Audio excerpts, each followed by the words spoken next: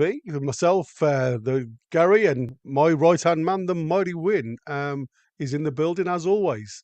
And we're going to give you Good some morning, good morning, good morning. news and reports as Oh, we good have afternoon, them actually, today. isn't it, of course. I'm going to say it's good afternoon for us, but there's people all over the place that watch us, mate, to be fair. So I suppose it is good morning, good afternoon, and good evening, wherever you are. How are we today, Wherever mate? you may be. Indeed, indeed. Are you well? Are you good? Are you I'm good, feeling good, up good. for it? I'm very good, yeah. You were very emotional yesterday on your video. It I was touched indeed, yeah. it touched a I few thought I'd managed to heartstrings, get, mate. I thought I'd managed to get through it, but just got us at the end. Well, I'll tell you something now. You know, the one thing I took from that, it's lovely to see um, how football can touch people. You know, Oh, of course. and I think, you know, when we look back at, I mean, we're going to go back and have a bit more of an in-depth discussion about, I suppose, about it through the show. And like I say, it is surprising, you know, when people talk from, I always say from the shirt sleeve, because certain things, you know, it can be as close as family. Um, but before we get into today's show, let's do some housework, and then we'll go through it. So again, welcome to all that's watching across all of the platforms. Thanks to all the mods working in the background. They do a tireless job, and they do grand work for us. But to help and support us, please hit the like button if you enjoy the show, and if you don't, just hit the dislike. It just helps us get further as a channel to other NUFC supporters. I need to put my teeth in today, I think. Subscribe, it's totally free. Hit the A bell for lend you any mean. future content. Yeah, exactly. Hit the bell for any future content. We do 7 days a week. So every time we upload a video, you will be notified. If you want to help us and support us, then you can become a member for a very small monthly fee, and it gives you a chance to win a prize at the end of the month. And it also gives you behind the scenes content as well. Have a look at our webpage, nufctalk.tv. That gives you up-to-date content. It's totally ad-free. Win mainly puts that together, so he does it just literally for the love. And it just gives you some nice reading if you've got a spare 5 minutes. If you have got a question for me or Win, then obviously put a Q in front of that question. We're on a new system now, so again, I apologise because me and Win aren't the masters of this new system, and the messages do come up quick and fast on this one. So you have to bear with us a little bit. So, but again, we apologise if we don't mention all of you. We may just miss some of you. But if you want to guarantee it, because the one thing that I always see on this new platform is when you use the dollar sign, it flashes in green, so we can spot it a mile off. So if you want to guarantee your message read out, use the dollar sign and follow the instructions. Also, members, if you've got a gifted membership or you're a brand new member, it also flashes up on our screen. So again, that will be highlighted and thanked as we go on. So here we are, on Wednesday, midweek. Just still seems a far distant travels from the Brighton game, and it seems a far distant travel to the Chelsea game, because obviously it's the European competitions in midweek. So our game is not until Sunday. You've Um, just done that, Gary. The midfield the midweek European competitions are auguring well for they British are, teams. for the British teams. They're doing really well. They're doing really, really well, which is going to help the coefficient, etc., etc., etc. That's right. All And I that think, that entails in terms of fifth place, sixth, seventh, etc., etc. yeah, that's it. And I think that, you know, you've got to look at, as much as we probably hate saying it as fans, for other clubs especially, um, if we get as much British contingent, I would say British, I say English contingent doing really well, it does open up a lot more doors. Um, I see you've just put that one across onto the screen there, my friend. No, I haven't Um, done anything. Oh, I don't know why that's moved across there then, because I haven't touched it. But as you can see on the screen, we had the Oh, meeting. that's been there from the start for me. Was it? Oh, I didn't realise it had been up there. I didn't. I've just looked up. I was just looking at something else that I was reading. Um, as you can see on the screen, we have some very cute Man City fans have put on. Well, we're making the assumption that it's Well, Man yeah, City we are fans. making the assumption it's City fans, but there's obviously somebody out there that's been very clever and gone to the headquarters of the Premier League, where obviously yesterday they were all having a meeting and discussing obviously the APT ruling and other things. So whoever this person is have been very, very crafty in putting this flatbed out there with obviously 4 club brands on the side. Obviously, the Red Cartel as well as Spurs logos on the side of it. So very nicely done, a nice touch to it. What was your thoughts on this win? Did you think this was something that's like a bit of tongue in cheek? Well, I don't know, Because to but me, I don't know if there's it a lot is. of meaning behind it. I don't know if it is tongue in cheek because they've stuck Spurs in there with the Red Cartel, and of course, it is widely believed that the letter from the 10 Premier League clubs, which was the sender of that letter, was redacted in Mm. the published version thereof. But it's widely thought that that was Levy from Spurs who had rallied the other 10 clubs against Newcastle and Man City in particular. And that is in itself anti-competitive, Yeah, yeah. because what it's doing is it's effectively forming a mini cartel, a 10 club cartel within the 20 of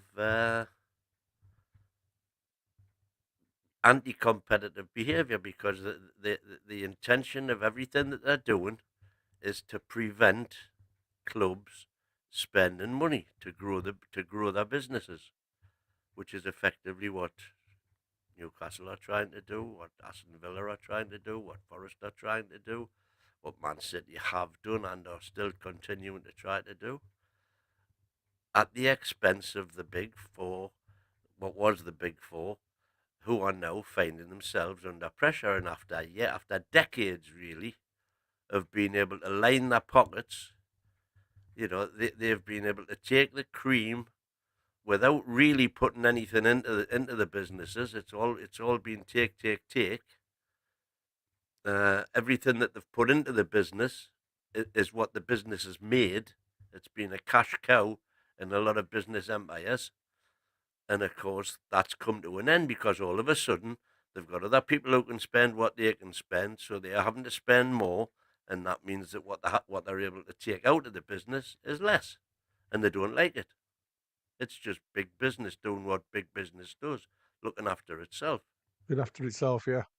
Well, it was funny because obviously yesterday on the business news, obviously there was a video of the reporter, and to be fair, it literally is just going over what we already know. But it was just interesting to see how it come across on the business news. So I just thought I would bring this into you guys. I'm going to turn it up a little bit, and apologies if this becomes a little bit loud.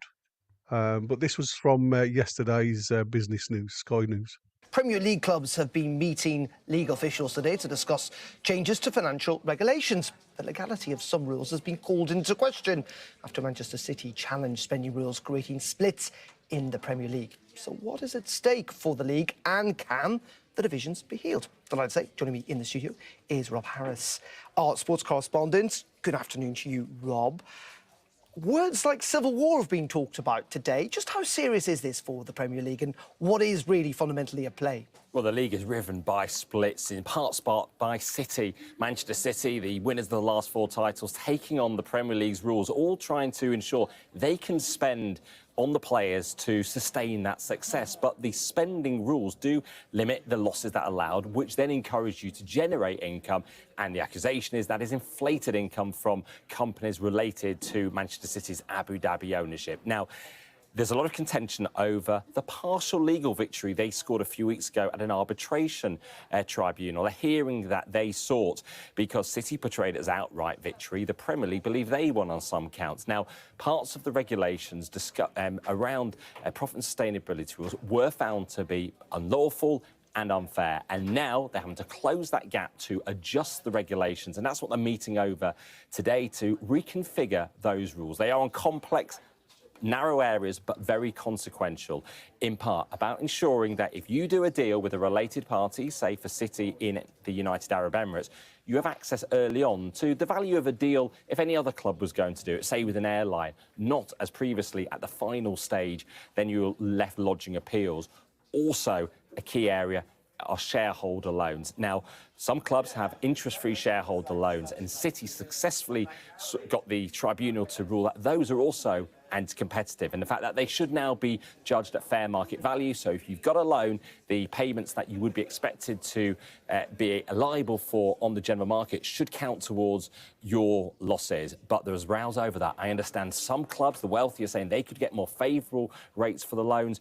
The smaller clubs potentially wouldn't be able to get as favourable rates. So how you configure those rules, more complexities around that, more splits and divisions and bigger legal fees. And at the heart of this, Rob, what we've got is clearly an incredibly successful league. It is a world leader, isn't it? The Premier League known all over the world now. In some ways, these are kind of the pains of too much success, if you like, or of success itself, in the sense that you've got now very, very wealthy clubs, other clubs that aren't quite as wealthy, and they're just rubbing up against each other because they have got different ambitions and different, potentially global prospects. Yes, and these profit sustainability rules were found by the tribunal to be necessary to ensure a competitive and sustainable league. The whole reason for these rules prevent clubs going out of business, spending beyond their means, and the attempt to ensure that the league is competitive. Part of the global appeal is the fact that the sense is the title isn't wrapped up with weeks to go. All the places are in playoff and through the league right the way near to the end of the season. But there is still one huge bigger case, again involving Manchester City. It's costing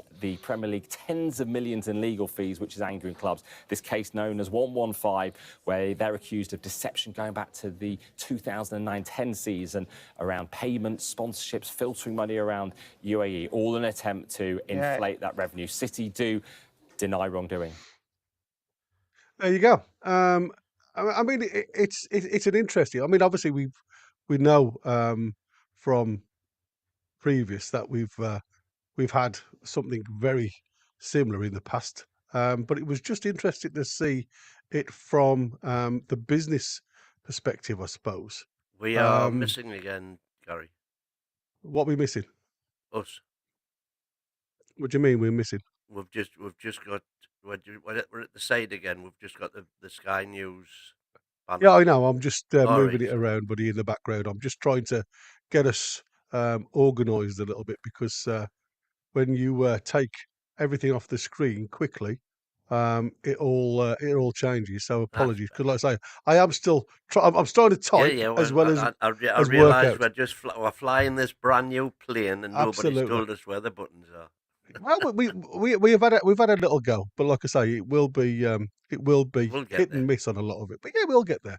It'll be a lot smoother when we get through. But going obviously back onto subject matters, if you like, Yeah. I still think this isn't going to be an overnight fix, as we alluded to before. You know, this isn't going to go away. Well, what was decided yesterday? There was no date for a vote, which would be needed to bring in changes. No date was given. Instead, clubs were told that they would be issued with an update in due course.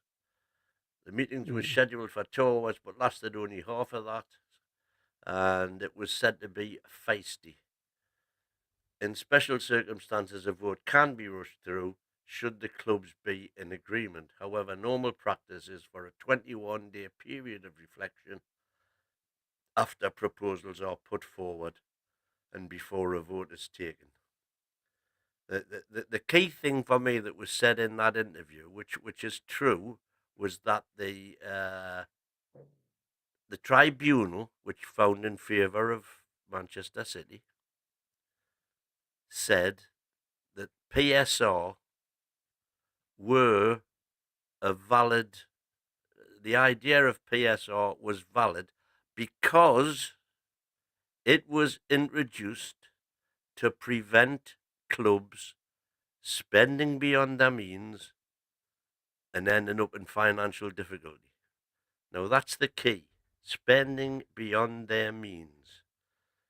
The only way a club can spend beyond its means and put the club in trouble is if they're borrowing the money to do it, right? Because that means that if the bit like Leeds, when Leeds forked out thinking, we're going to go all out to get Champions League and they ended up getting relegated,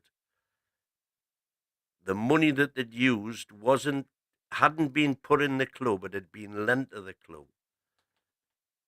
To me, as long as none of the money is borrowed, if it's all ploughed in, then there shouldn't be a problem. Where that money comes from should not be any concern of the Premier League. So if we can get 100 million from Aramco, so be it. The key thing about PSR was profitability and sustainability rules. The sustainability was the key factor because it was introduced to prevent clubs overspending and potentially going bust, which is not the case with Man City. It's not the case with Newcastle. The owners just want to put more money into the club. Now, any logical person would say, why would the Premier League not want more money ploughed into it? We're already brand leaders. Why would we not want to keep that going by having more money ploughed into it and making a bigger global concern, etc., etc., etc.? The only reason that they don't want it is because it is challenging that top four that you had on the van, challenging their stranglehold on financial muscle power. Yeah. I mean, I can't disagree with you, mate. It's like I said, at the end of the day, I mean, if anybody hasn't had chance to listen to some of Keith Patterson's talks, he's very interested in his way now of looking at taking taking a group of fans to support this anti-competitive saga to a QC. He's got 6 points that he's written down. Casey, no. Well, it's Casey, yeah, exactly. The Kings. But obviously, it's all about money, isn't it? At the end of the day, but he has said, like, at the end of the day, you've only got to win 1 out of the 6 points, and you've won. Yeah. And it was very much the same. If you get done for 12 counts of burglary, and you only get found guilty on 2 of them, you still get done for burglary. You still get done. And that's the thing, isn't it? But again, it's all about money, and that's the thing. It's a case of you go there with the thought process of if the Premier League are actually throwing that much money into this Man City case. Tens of millions of pounds he's been thrown into, obviously trying to beat Man City on both accounts, by the sounds of it. It is literally a case of, have you got the balls to throw money into something that's not guaranteed? Because nothing in life is guaranteed, and we know that. And I think everything Well, I think the first court case has also proved that. Well, that's what I said. It's already been proved. It's very, very shaky, very thin. That's right. That's right. And I think it was just a case of I've had a look at some reports this morning, and how everybody was anti-Saudi, and I realised that literally from just this morning's read of it looks like now. And again, this is from Keith, and just like that, hey presto, it's all right to have hashtag Saudi money. No sports washing anymore. Just like magic. What a bunch of smelly, stinking hypocrites you lot are. And this is the Anfield agenda. He's obviously talking about the Anfield agenda, and apparently, according to this network, there is a feeling within the game that the Saudi state is ultimately eyeing a bigger club. Hashtag Liverpool Football Club. Rumours abound, both Liverpool and Chelsea story. And again, this is from somebody called Miguel Delaney. And I suppose it's like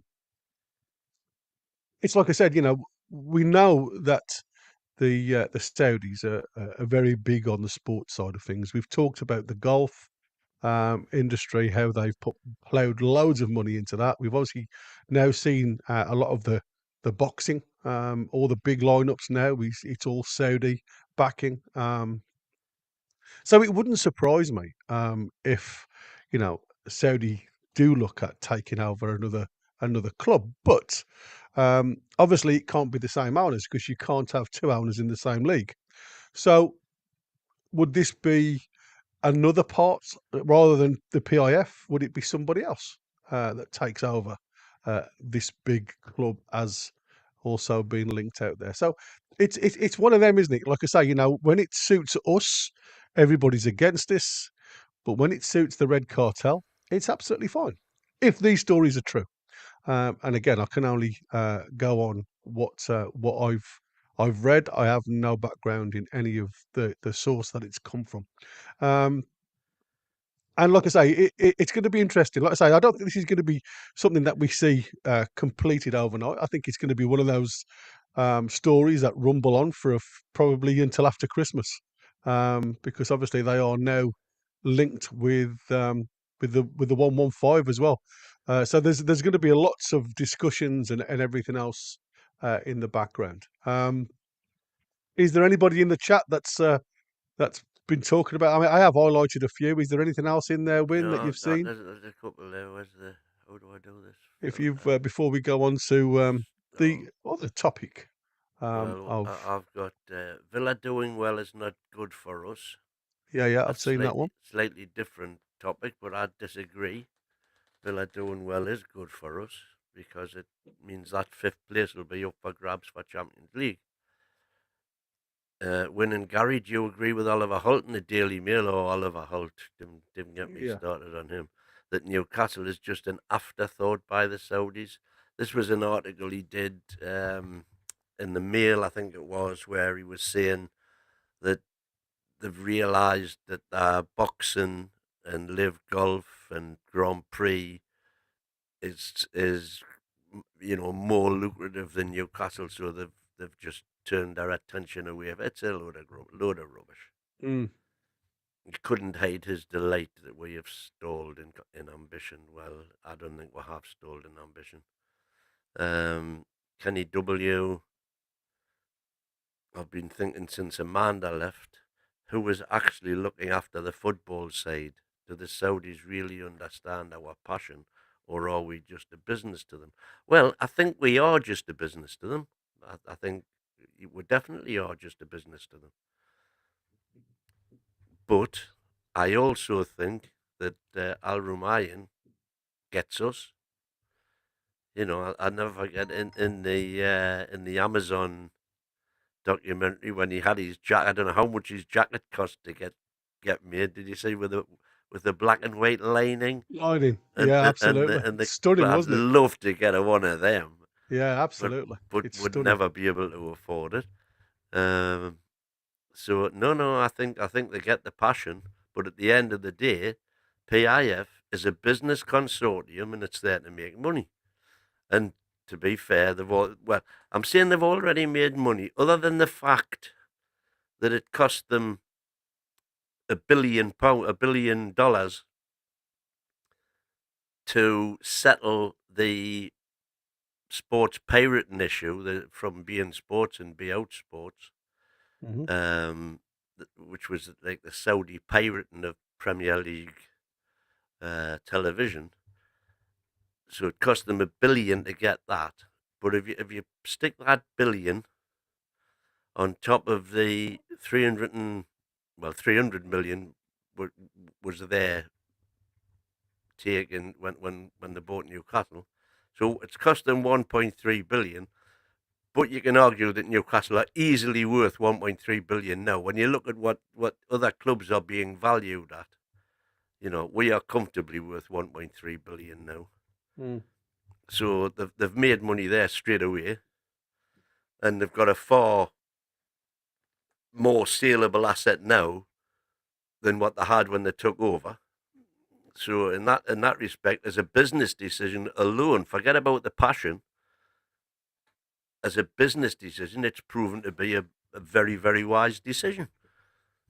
Mm. Which a blind man on a galloping horse could have told them anyway, before it was done. You know, if Mike Ashley had had half a brain, he should have known that for relatively little money, he could have got us to where we are now.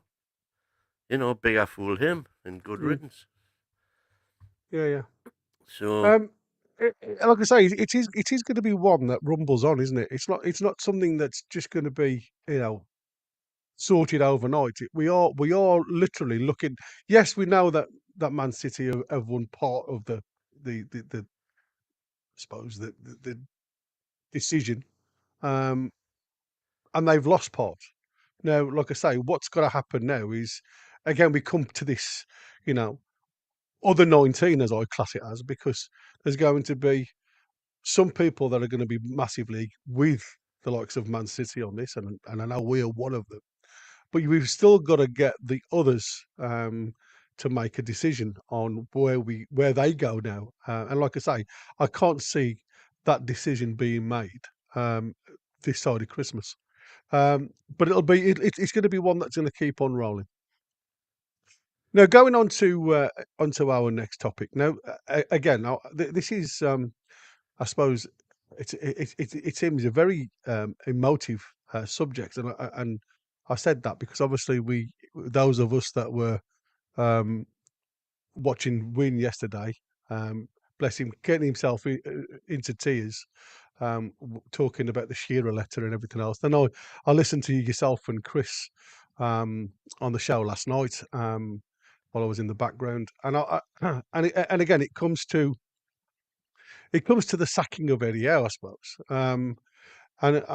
It got me thinking about, like, you know, just trying to work out, you know, why all of a sudden is it changing? Now, if you look back 12 months to last season, we were at eighth place. And you know, nothing to literally shake a stick at, if you like. It was what it was. And, you know, people were saying, like, you know, that last year was all about injuries. Well, we didn't have injuries at that point, because obviously it was only 8 games in. So if anybody wants to go back and have a look, um, you know, we did drop to an almighty low at the first couple of games. You know, 13th and 14th after 4 games. After 5 games, we were 12th. After 6 games, we were 8th. And we stayed 8th all the way until I think we had a jump up when we got a win against Crystal Palace. And we went up to that was week 9 when we hit the heavy heights of 6th. Um, but unfortunately, during like a bit of a topsy turvy season, and like I say, a lot of emphasis was put on the injuries to the teams, and hence we couldn't drive forward. But for me, it was very much a seesaw year last year, and this season's probably been not same, but it's been a similar type of feeling.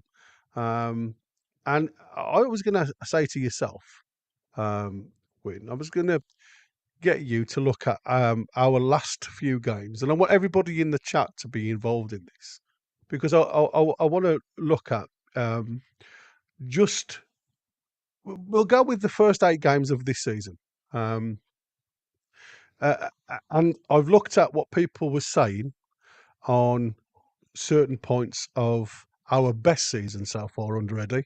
Obviously, when we got Champions League, and I just wanted to make it's not about proving a point, but it just goes to show when feelings are involved in, you know, either keeping or getting rid of somebody.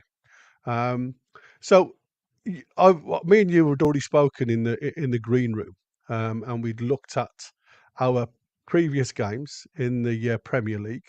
We're not going to take on board any of the games of in the in the cups or anything like that. We're just going to talk literally about the Premier League. So, Win, if you would, let's take it back to the first game of the season. And what I want you to do, as well as in the audience, I want you to give me one-word answers to these, if you would. We're going to start off, obviously, Southampton on the 17th of August. We got a 1-0 win. And with one word, tell me what you thought of the game. One word. One word. Resilient. Resilient. That's you know what? That's a nice word. 10-man defensive effort, breakaway, get the goal. Okay. Bournemouth away. It was on the 25th. It was a 1-1 draw. One word answer.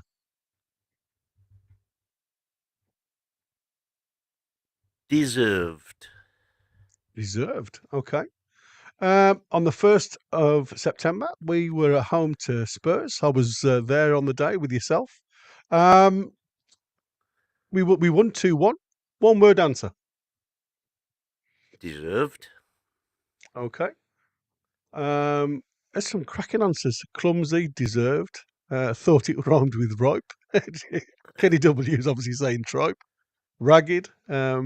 So there's, like I said, do this we is, know isn't it? which ones are on about here? Well, I don't know. I don't know. At least two windows have a disaster. That's why there's much negativity. Everyone knows we're miles behind Man City and Arsenal. It's simples. Well, like I said, we are miles behind. But again, you're looking. Again, you say that, but I still have my sights set on Arsenal. I know. Next game, Wolves. We won 2-1 away at Wolves on the 15th. Rodwell, look. So you're going to say, look. Go on, if you must. Yeah, okay. Fulham away on the 21st, lost 3-1. Woeful. Woeful, that's a cracking word. Man City at home, 1-1 draw, 28th of September. Unlucky. Should have won that game. Everton, 5th of October, 0-0 draw away. Ridiculously unlucky. And obviously we've got the last game, 19th of October, Brighton at home, 1-0 loss.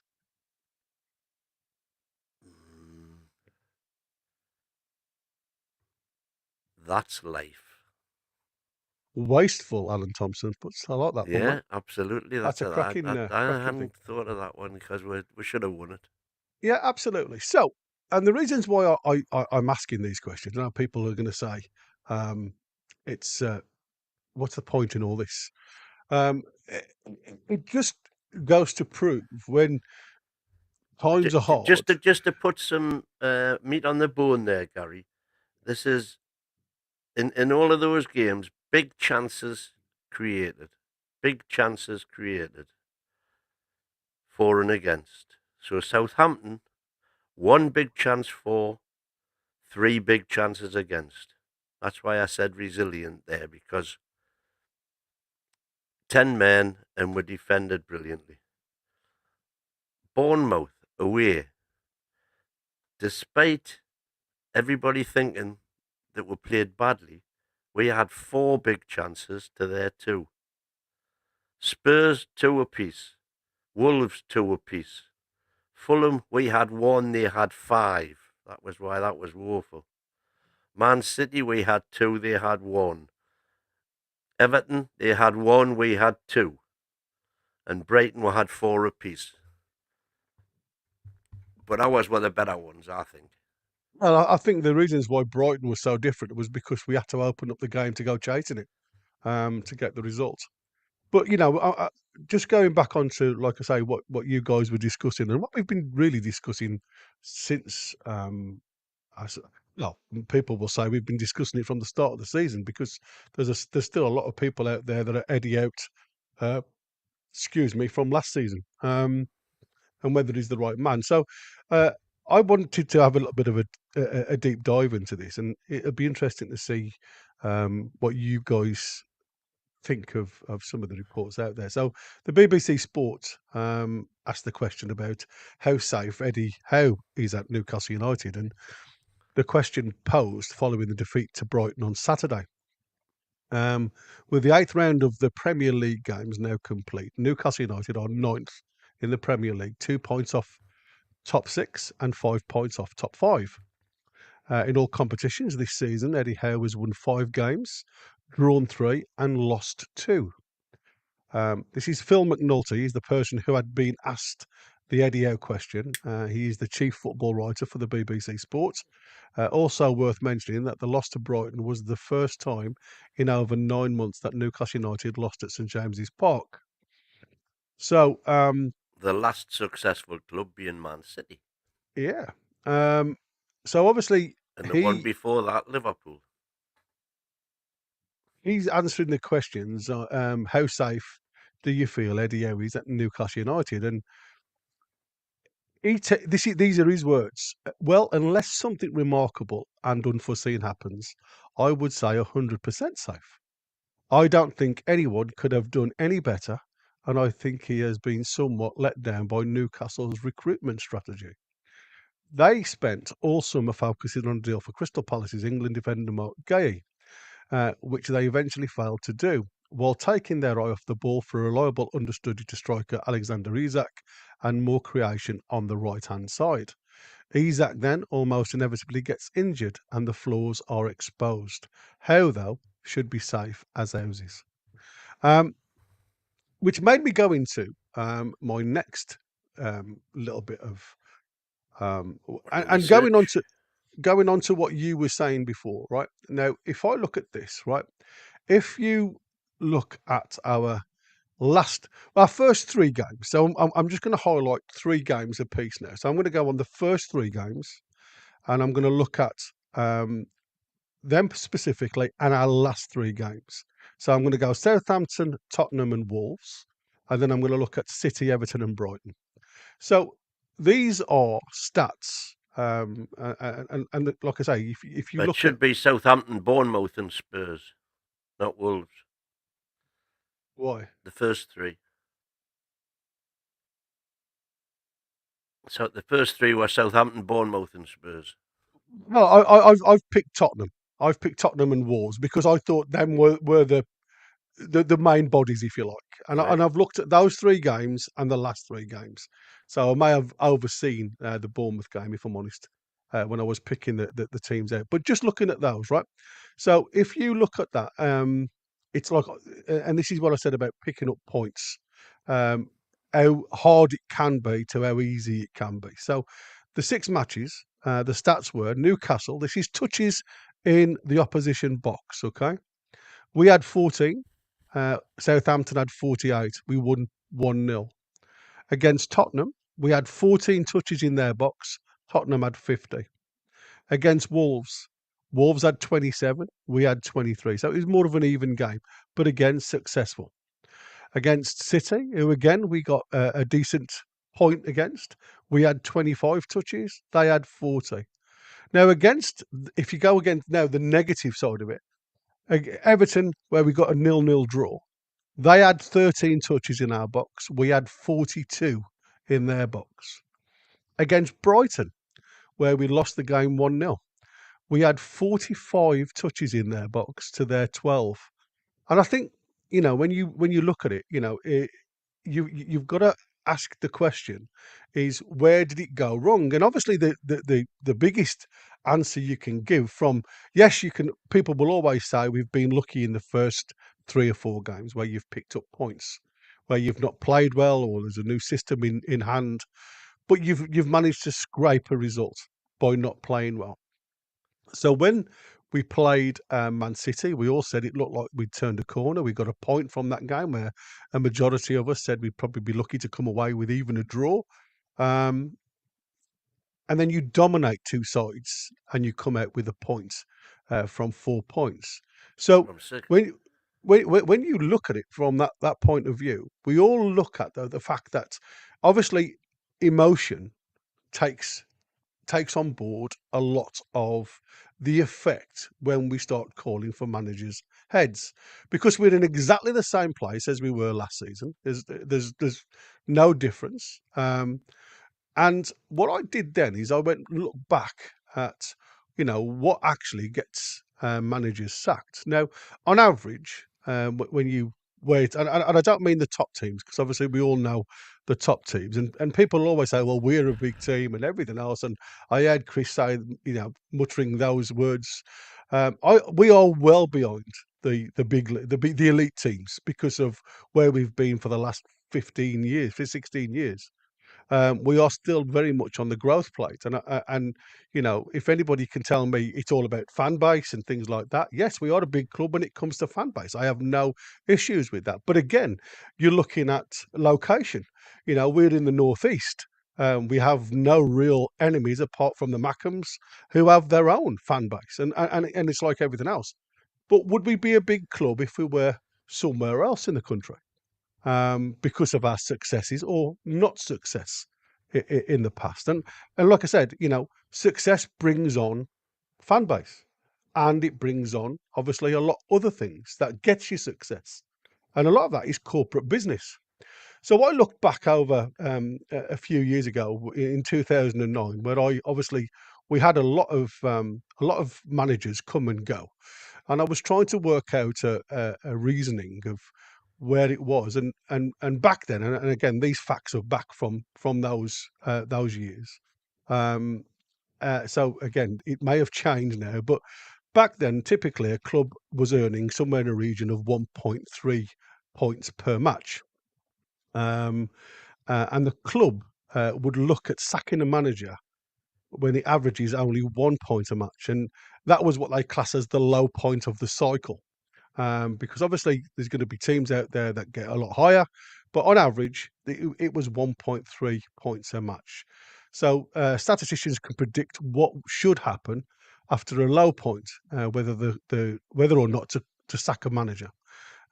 Or it changes brands of tea cakes type of things. Its performance will probably regress to the mean, or in ordinary language, return to normal. Simply put, from a low point, you are always likely to improve. Now, what I mean by that is, we've all seen, the manager's gone, and then obviously the club with the new manager will go on to make 5 or 6 games and perform really well. Now, where a lot of teams do this, where a lot of chairmen take the gamble on this, is the lads in the bottom 3.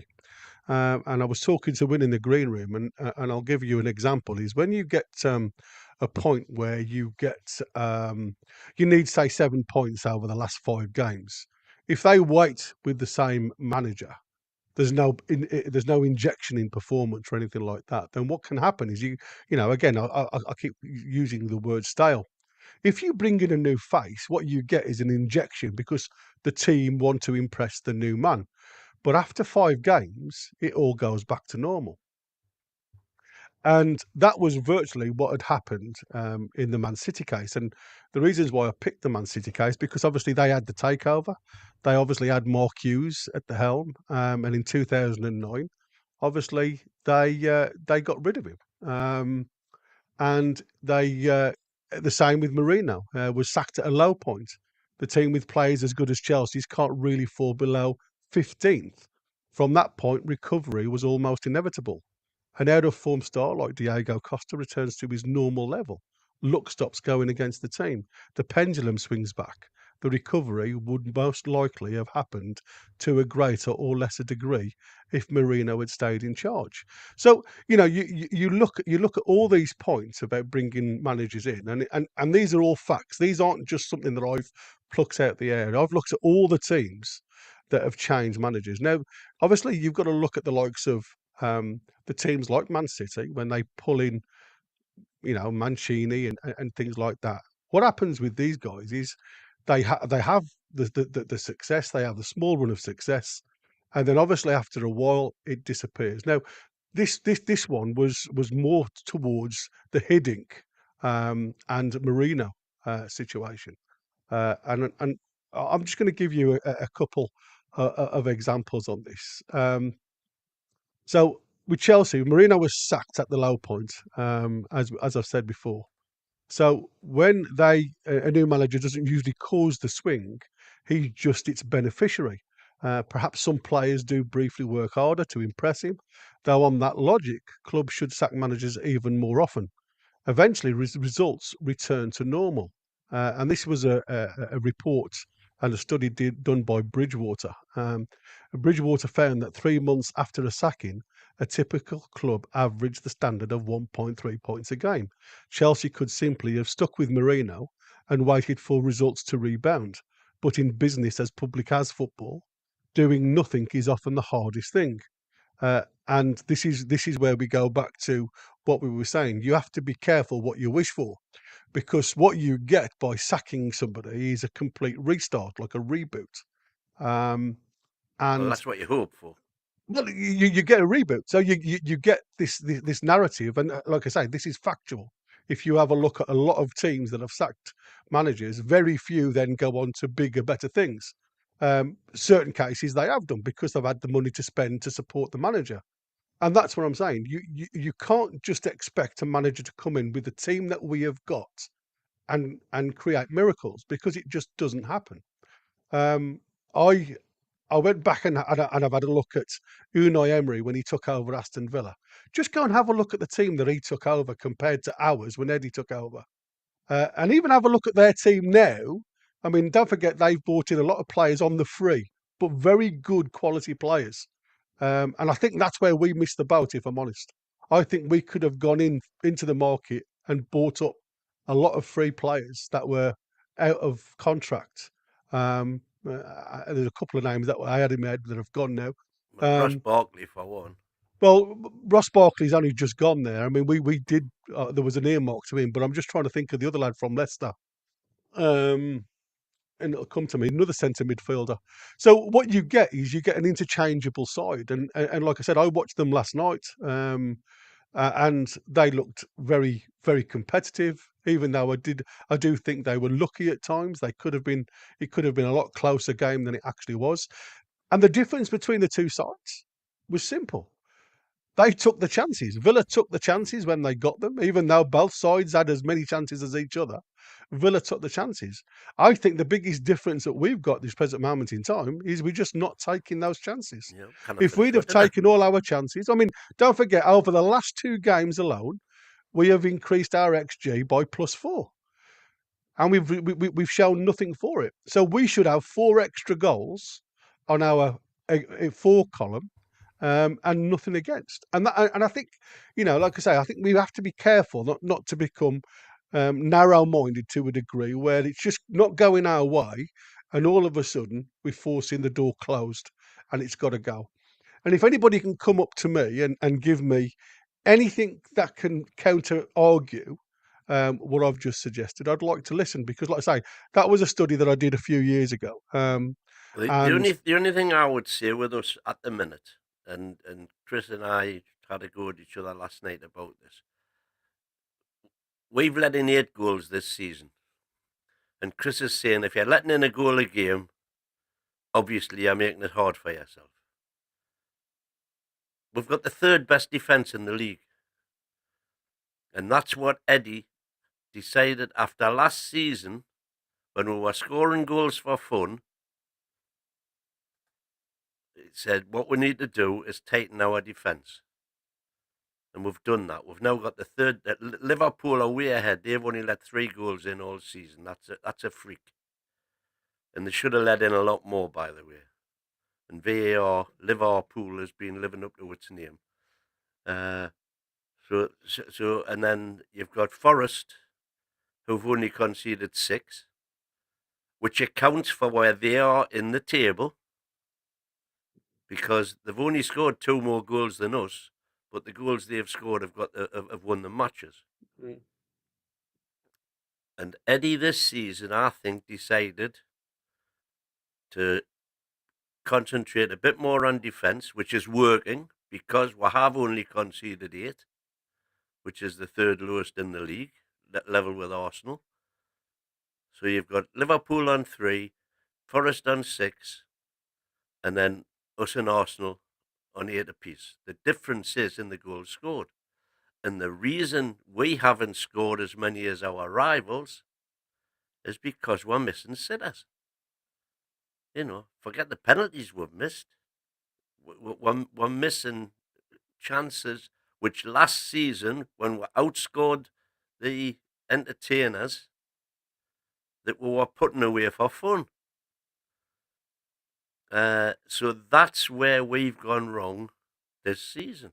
We cannot score.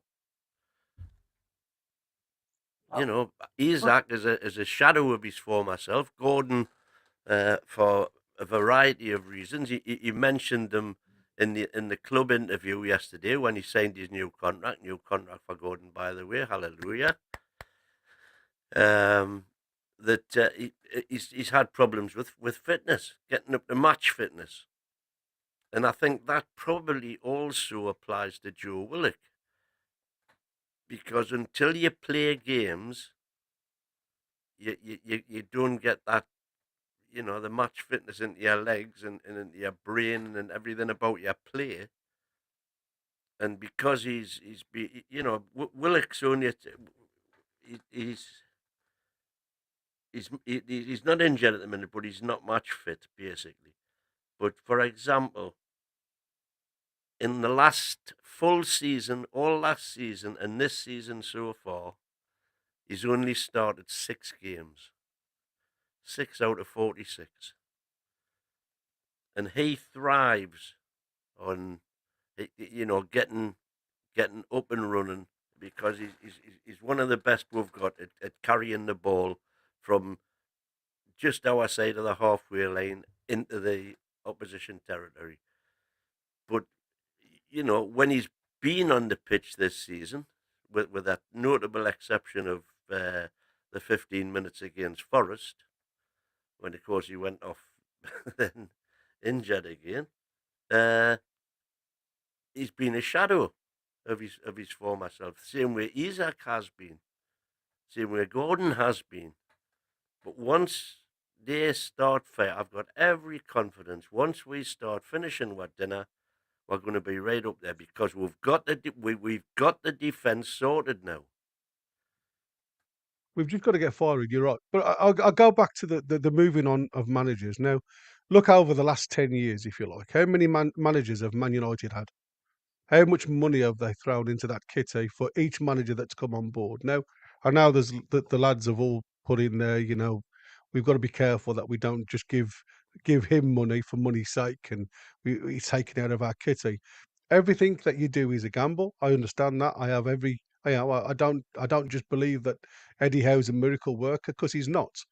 But I do disagree with some of his points. I do disagree with what happened with Gay. I think he was looking to plug a hole that wasn't necessary at the time, where we needed certainly more firepower up front. And I think as daft as it looks, you know, sometimes when you throw a curveball, the bloody thing can come all the way back to you and smack you in the face. And I think that's what happened. That's what's happened with Eddie Howe this season. I think by concentrating in the summer for Gay and not looking for an outlet up front, or even somebody that has the capabilities of supporting the lads up top. We know we've got nothing on the right hand side. We know we're very weak at times through the middle. Isaac obviously missed 3 games, and has come back looking really rusty. Now, again, you know, some players don't hit the ground running. We know that. Gordon struggled this season. He's nowhere near the form. And I'm hoping now, obviously, his contract's behind him. All the talks are done.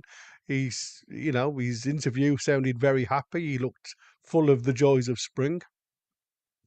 But when you don't support the manager that's been in situ now for 2 windows with any fresh blood whatsoever, now, you know, you can point at any reasons for that, and you can blame any person. I still do not believe that this present moment in time, even if you bought in Marino or anybody else, you will get an injection of some results, because that's what happens. But under the current squad, and regarding quality within the current squad, it would still go stale. And I look at Chelsea, I looked at Man United, I've looked at loads of clubs all up there that have all sold or got rid of their manager before the changes of events. Now, even now, you know, under Ten Hag, United are struggling, and they're still willing to throw cash to support him. And you can start to quantify that some of his decision making has been wrong. Now, at this present moment in time, you cannot say that what Eddie Howe's brought in has been wrong. There's a couple of question marks about buying players in the same position, and like you keep on saying, we bought Anthony Gordon for the right wing and Barnes for the left wing, and because of his of a great season that he had last year, he now seems to be the dominant person on that left-hand side, which is unfortunately relegated Barnes to the bench. And even that goes against a lot of the grain for some people.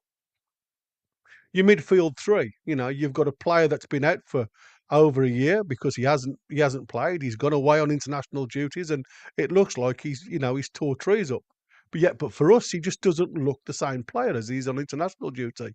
What is the reasons behind that? So everybody will point the finger at Eddie Howe. Sometimes it is just the mentality of it. Sometimes it could be just the language barrier. Don't forget what he didn't understand much English. His English is great, but understanding the English sometimes can be difficult for foreigners. My missus has been in this country now for over 17 years.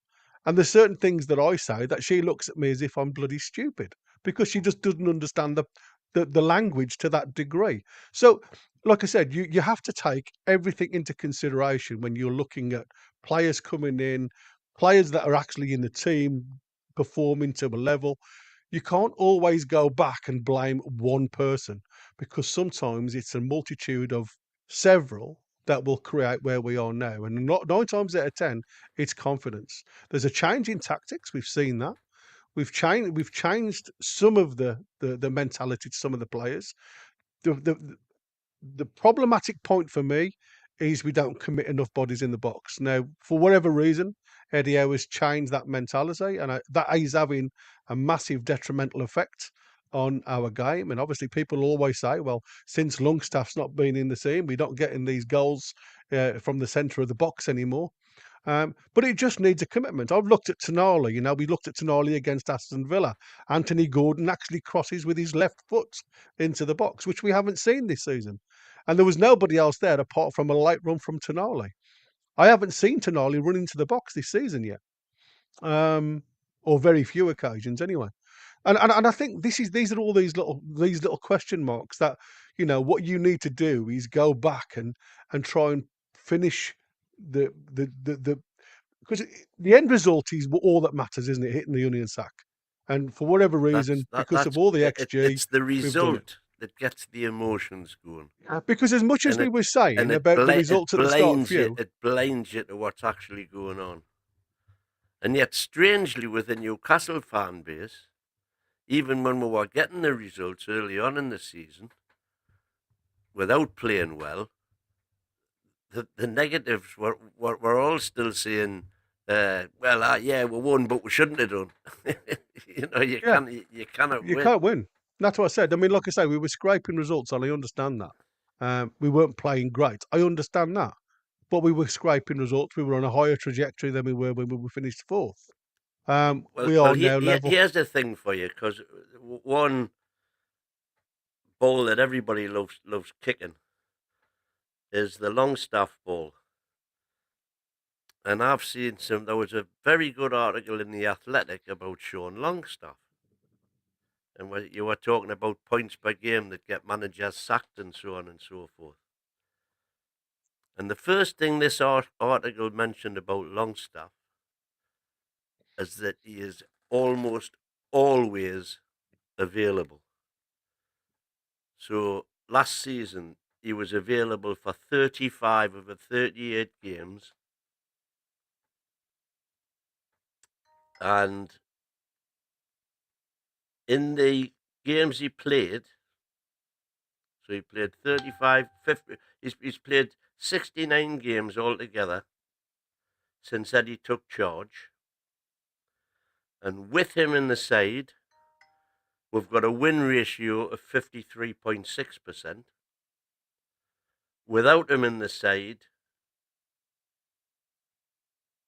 38.1%. With him in the side, we average 1.9 points per game. Without him in the side, we average 1.4 points per game. With him in the side, we average 2 goals a game. Without him in the side, we only average 1.3 goals per game. With him in the side, we concede on average 1.1 goal per game. Without him in the side, we concede 1.5 goals per game. So if you look at those stats, you just think, why doesn't Sean Longstaff play every game? Now, this can tell you what a lot of people say, stats are nothing, you got to use your eyes, etc., etc., etc. But that is a big, big sample size. You know, we're talking 131 games altogether. Sorry, 111 games. 111 games where with them, we get 1.9 points per game, and without them, we only get 1.4 points per game. Now, obviously, that with every single game, there's other factors that come into effect. You know, whether they're home, away, whatever, quality of opposition. But that's a big, big sample. 111 games where we get a half a point more per game. That's 19 points a season more with him in the side than we're getting without him in the side. Now, I don't rate Longstaff. I'm preaching against myself here.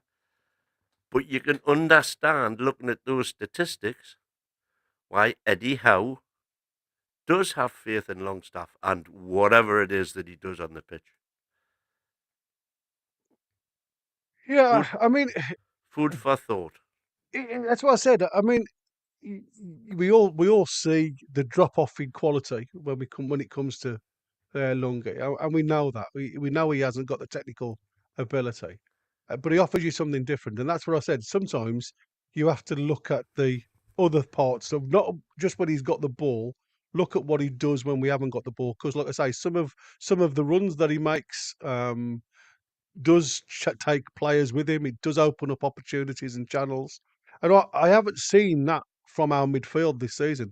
The last couple of games when I've seen obviously J7 be played up on the left channel, a little bit higher up the park, in a bit more of a free role, he has given a little bit more space to Bruno and Tonali to play.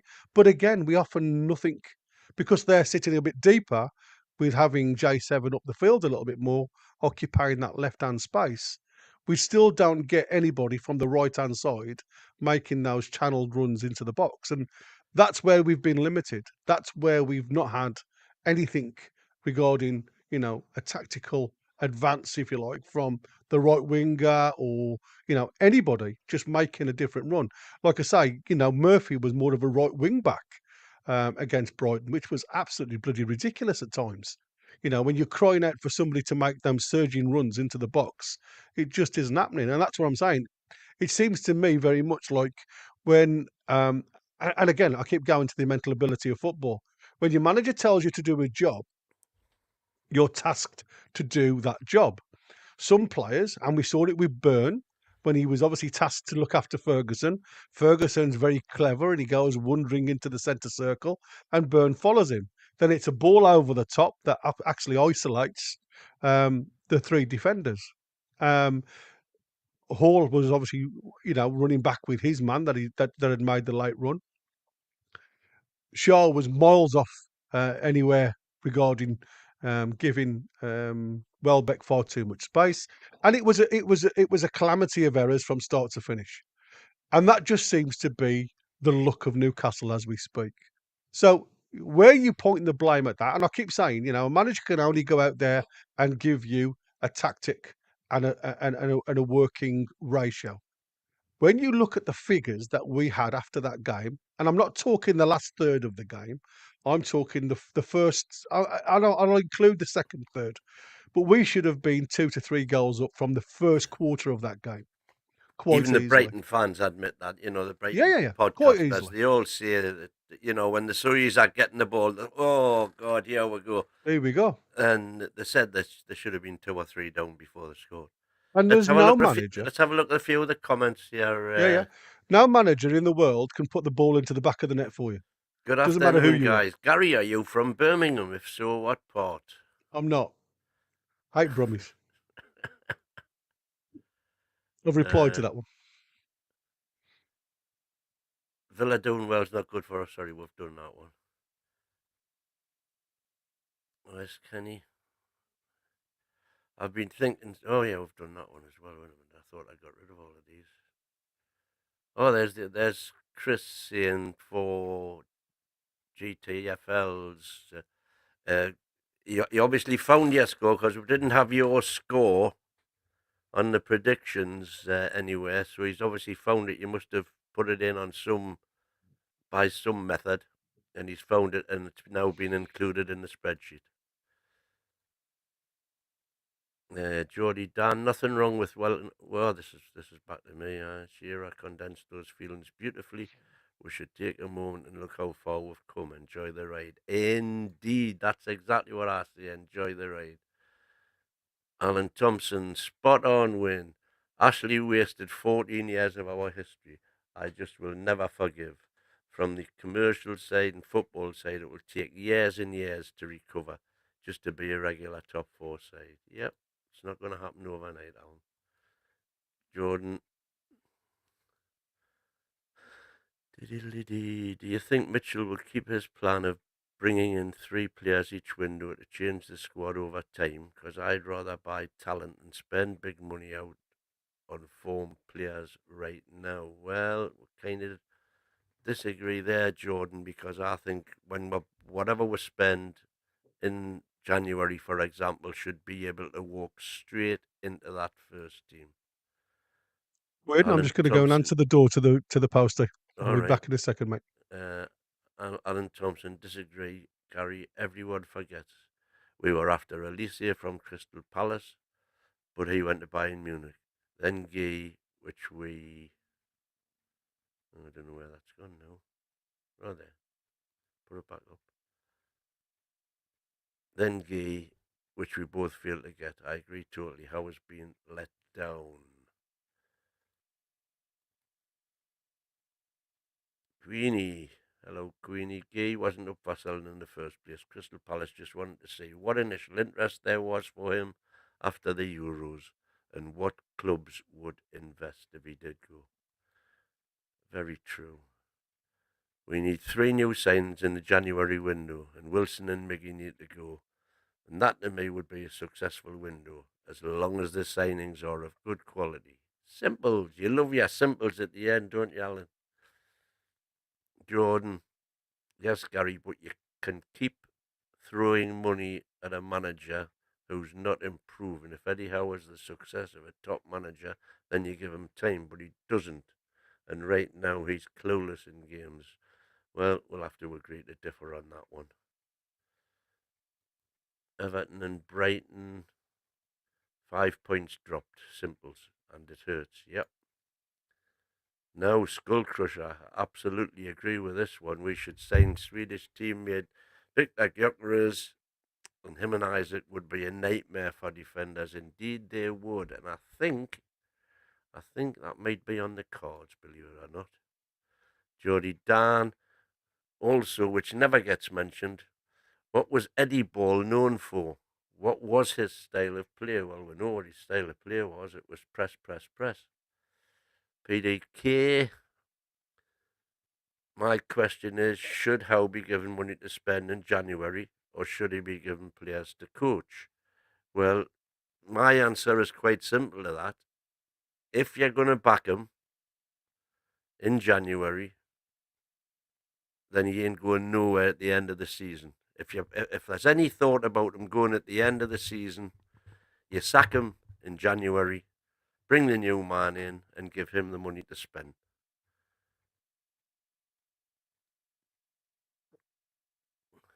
Oh, that's that one. American Mark, here we go. What's he got to say? Get back to bed. I really would like the mighty win to counties sitters with you. Not sure what you call sitters. Well, that what every single stat site calls big chances. So, for example, Gordon header, Gordon through 1-on-1, Isaac through 1-on-1. They are what you call big chances. Sitters if you don't. They're goals if you score them. They're sitters if you don't. Which is exactly what Jobaduni's saying. There's no sitters, Chris. There's only missed chances. Jody Dan. Also, which never gets mentioned, what was Eddie's style known for? It was intensity. Who has come into the club since then? Buns. I think to stop injury, the intensity has been sacrificed. Well, that's possibly true. The defence isn't sorted. That's an opinion, nothing more. Shea can't defend. He's pony, but his passing blinds people. Well, Craig, I think the defence has been sorted, and the fact that we've got the third best defence in the league proves that. Just on that point, Wid, Yep. I've got a little fact on here. Let me just put this across. Now, what you've got here is not a lot of evidence, but it's a little bit of evidence regarding left-hand side is Botman. That's his heat map, and the right-hand side you've got Fabian Shaw. What is common to what's missing from Fabian Shaw is recovery, and what Botman always gave him was that recovery. And what you've got now, where before you have Botman going forward, So are progressing the those ball. heat maps? Are they based on the same number of games? So these are this was obviously last season when Botman before Botman got injured. So you can see always on the left, and you've got Shaw on the right hand side, always on the right. But what you did get from Botman is mopping up anything that Shaw screwed up, I suppose. And he had that recovery run. He was the one who would mop up anything that Shaw. So he doesn't go forward very often. He doesn't go as far forward as Shaw does at times. Very limited, as you can see with his heat map. Well, Nice you're arc on the saying left that, hand but side. if you look at Botman's heat map there, he's not coming across to the right to so-called cover for share, as you would say. No, but what you He's do hardly get ever past that centre line. Yeah, well, what you get here is what they call the low lights. So all these here are highlighted, but you can't see on the screen very well. Can you see them? Yeah. So he does get across there, but he just doesn't get across there a lot. He's mainly his main runs are always on the left hand side, going up progression of the ball. But he will get across, and that's what's happening at the moment. What you have is you have Well, a yeah, you saw mixture. Dan Burn doing that on Saturday. A fantastic run across to clear that ball. You do, but you also have the opposite, where Dan Burn goes, like I say, missing in the centre circle for the goal, and that's what I'm saying. The way these two are played at the moment, Dan Burn and Shaw, is a little bit mixed. It's not as solid as it used to be for Botman and Shaw, and it's I can't say that Botman always got Shaw out of trouble, because we all know aerial ability for Shaw isn't great, but you do get it from Botman and you do get it from Burn. So both of them complement each other on that way. Where Botman is better than Burn is his recovery runs, and he's probably his brain. Is that your tinkle going That's on in the my background? tinkle going on. And I just thought it would be interesting to have a quick look at that, because for me, I think that is what's missing in our side at this present moment in time. We are missing Yeah. that recovery run from when Shaw goes forward with the ball over the top, and I think that's where Eddie Howe has seen us having troubles last season, where we haven't got the recovery runs. And what he's done, he's adjusted the team, and it's the whole team, and that's why we've become less effective up front. Even though, like I say, the last 2 games we've dominated a possession, we just haven't had the commitment of bodies up front like we had last season. And again, you saw a massive shift from when Botman went out the side and Byrne came into that left centre back role. Even though I thought he played excellent, he has limitations, and his limitations obviously aren't getting back when the ball goes over the top. And I think that, like I say, when you look at the 2 of them combined, the perfect pairing was always Botman and Cher, because they both complement each other beautifully. I think Byrne is a good player, but I just don't think he's at the same level as Botman. That's just my opinion, anyway. Yeah. Well, I think that's probably fair. If you took everybody's opinion, most people would say that Byrne's better than Botman. I couldn't possibly comment. Not with your bias, anyway. But you know, like I say, from what I've seen and what I've gone back to try and gather some evidence of the reasons why we are where we are and what's happening, it seems as if there's only one real answer to that. Because regarding quality on the park, we've certainly got players that are better in this 11 than compared to obviously when Eddie Howe started. But the biggest, like I say, the biggest saga for me is last season. Why did we concede so many goals? And it seemed to be one of those topsy-turvy seasons. But going from that, you know, from March when Botman had his ACL, I mean, even before that, you know, when he started to rupture his ACL and he started playing again, he was a totally different player. So I go back to the Man City game where he was originally injured. And it obviously it made a massive impact on the team. But I again, you know, like I say, what I've Well, seen this again, season you is a say negative. that, but what people forget is that coincidental with Botman getting injured was Joey Linton getting injured. And so we didn't have the midfield iron. So not only did we lose Botman, but we lost the steel in midfield. Yeah, Because we lost the Sean impact. Longstaff cannot tackle a rice pudding. Yeah. And so they were just getting onto the back 4, which was a brand new back 4, because also Pope got injured. So then Dubravka was in, and it was just a complete. But nonetheless, we were still scoring goals because we were exceeding XG then, whereas we are underperforming XG wise now. You know, we've got It's crazy to look at, isn't it? When you put 17 it, big chances created this season, we've scored 8. yeah. 21 big chances against, and we've only conceded 8. So our defence is overperforming this season, but our attack is failing miserably. Well, you know, when you look at there's a little graph coming on here that I'll put on the screen. This is literally against Brighton, and you can see from this. I mean, it gives you like minutes in 5 minutes, if you like, from where they scored. You know, this is their XG. You know, at 1.47, so just over 1 if you're going on that. The entire game, as you can see, we totally dominated without scoring. Well, the You know, we should XG for Saturday was we were 2.02 and they were 1.12. yeah. Well, like I say, I only use one source. I don't use umpteen sources because they all counter. You know, I don't know, for someone they counter each other. And like I say, it's like boxing referees. Yeah, but they're more or less the same. They are. But like They I are say, saying 2 and they are saying less than 1.5. yeah, exactly. Which is the same as what the ones the stats I've got. So I look at it and I say to myself, you know, why did we lose this game? It wasn't for the one to try in because we dominated the side. It wasn't the fact that we did make a team mistake for their goal, I suppose. But what is it now that makes, you know, when you probably for me, apart from But the Man it's what I City said game, at the start the of the best show. We're not game of the finishing show. what dinner. Yeah, it was probably the best 35 minutes that I've seen us play this best season. this season by a long, long way. Yeah. And that's what I said. When you question it, when you blame a person, and everybody does, everybody goes straight to the manager.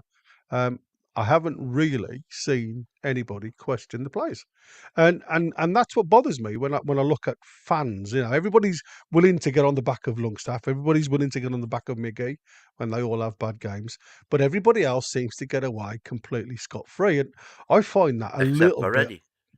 Well, that's what I'm saying. It just seems to be, a certain amount of players or the manager. It's never the lads that are actually out on the field. Now, Miggy wasn't on the field. Longstaff wasn't on the field. And like I said, Eddie can't go on the field and pick the ball up and kick it in the net for them. He can only give them the tactics that That completely provide the dominated. And this chances. that Absolutely. that you can see here completely dominated them chances, as well as apart from the last 30 minutes where it became totally topsy-turvy, where we were chasing the game, where it failed. And even then, we were still well in front of them on XG. We creating the chances. So that's what I said. I think sometimes we just have to Kenny, scale don't it you were back a saying, little bit. didn't we only dominate for 35 minutes? No, we didn't. We dominated for 90 Well, minutes.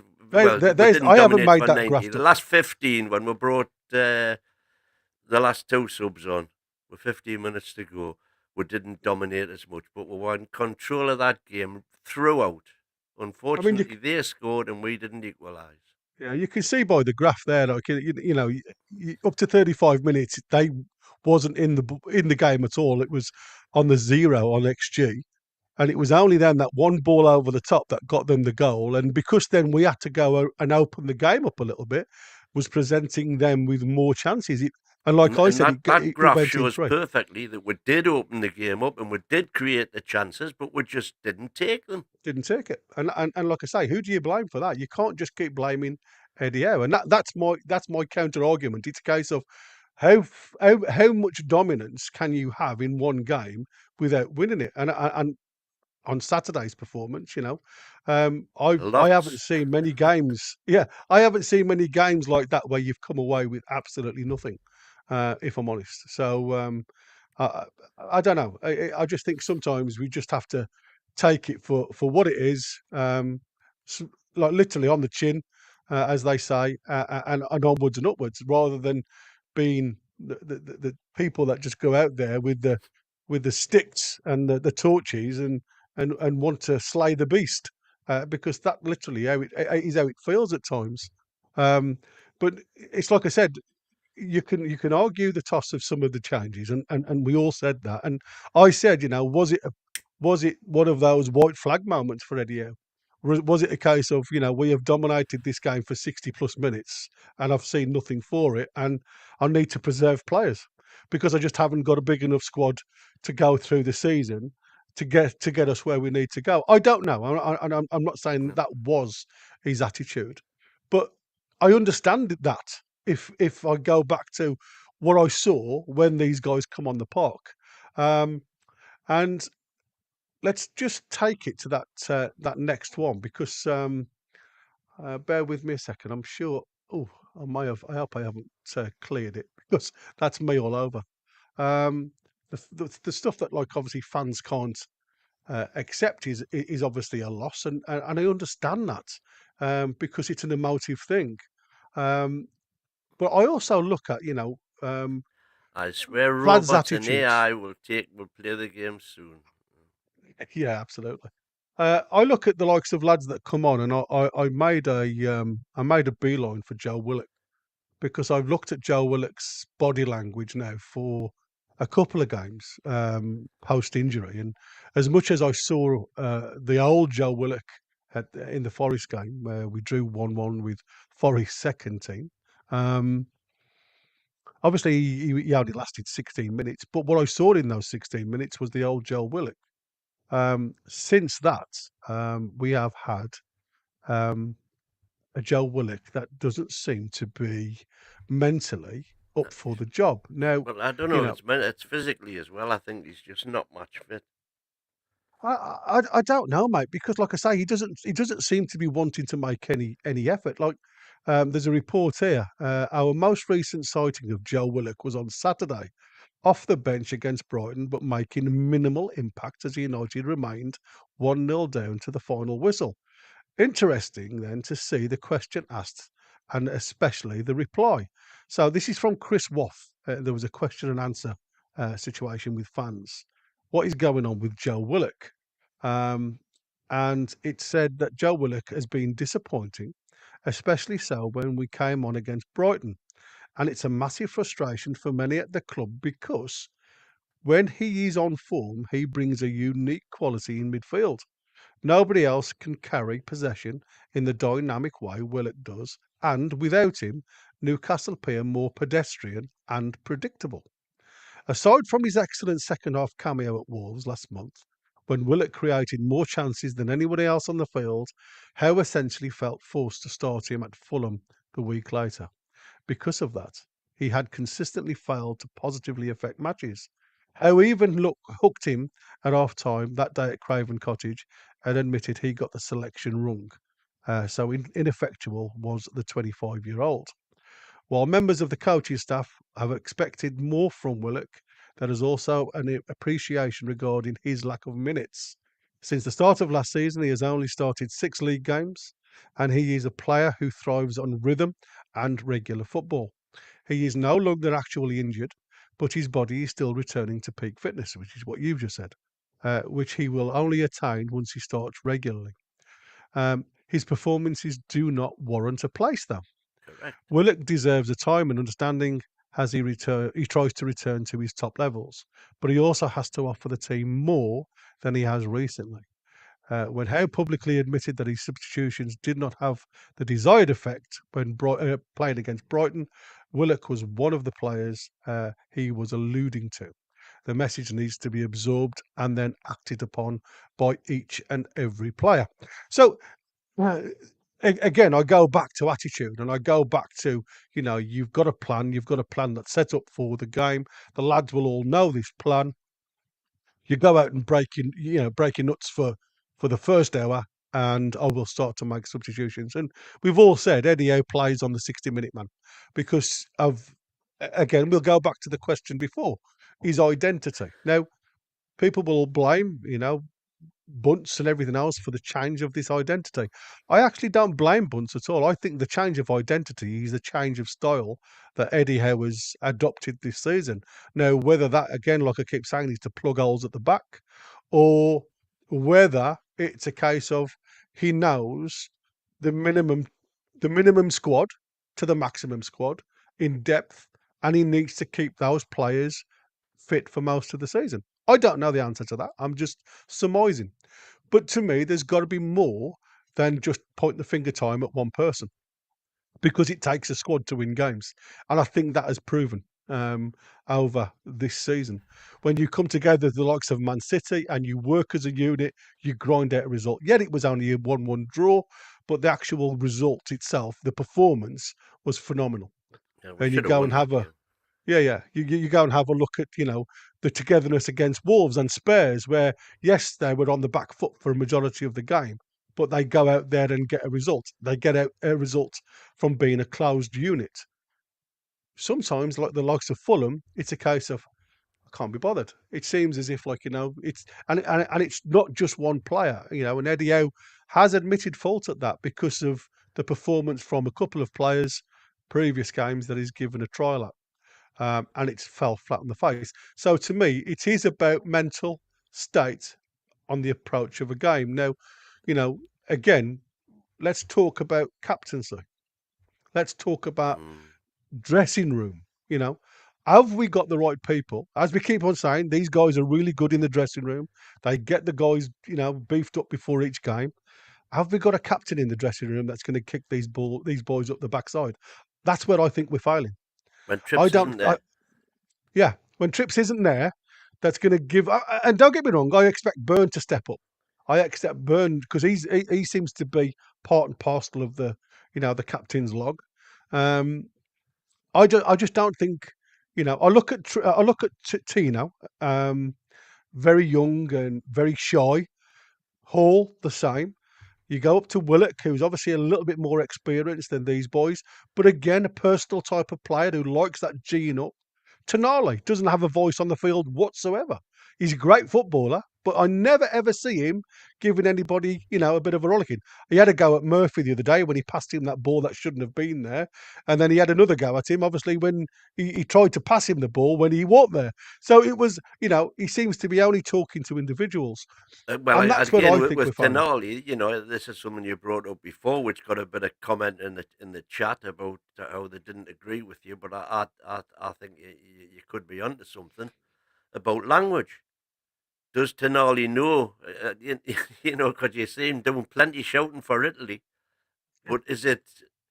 Is it the fact that now he's a bit of an introvert because he Well, no, I doesn't know don't. very I much? just think he probably doesn't know what the what the English is for get your fucking arse up the pitch or whatever.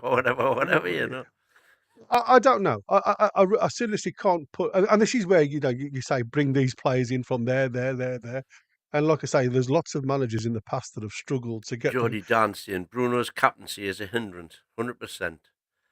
He Yeah, feels he's on a leash. I do feel as though there's something I towards think that. all this is a bit overrated myself. No, yeah, I agree with you, Wid. I do agree with that. I also agree with Geordie Dan, but because there's two types of captains. There's a captain that's going to be the general, the one, the Brian Robsons of past gone by, the Paul Inces that would go out there and kick because they play by effort and style alone. And there's players that will organise and orchestrate like a conductor of an orchestra. There's there's the captains out there that will, point the finger at you and tell you to get your arse in gear. Well, I often find that There's sometimes, Nail in the chat afternoon. Didn't see, um, didn't hear Bruno saying make speeches. That wasn't the one I meant to put up. The one I meant to put up was saying he's just joined us on his lunch break. So welcome anyway. um, we look at ourselves and we think we're in a bad situation. We aren't in anything like a bad situation at the moment because you've just got to allow time to run its course a little bit. And like I say, when you haven't made the squad better in two windows, then there is a definite issue. And like I said, you have more facts to point the finger at FFP, PSR, whatever you want to call it, than you have at anybody at the club. Um, and everybody screams to bring Amanda back and all that because it was free running. It's like looking at the '60s to the '80s. It was all free love back in the '60s and '70s, and then obviously it all changed to hairdos and flares. Um, and for me, it was like a case of you've got to look at it for exactly what it is.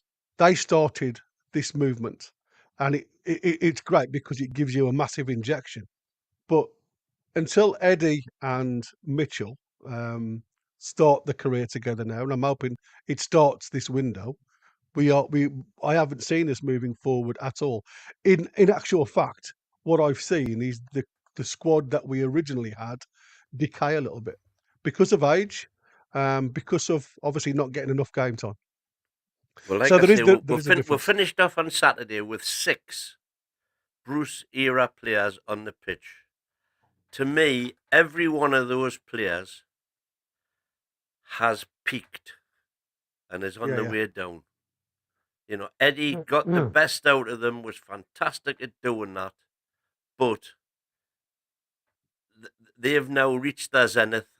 The only way for them now, for me, is down. And I think Willock probably personifies that.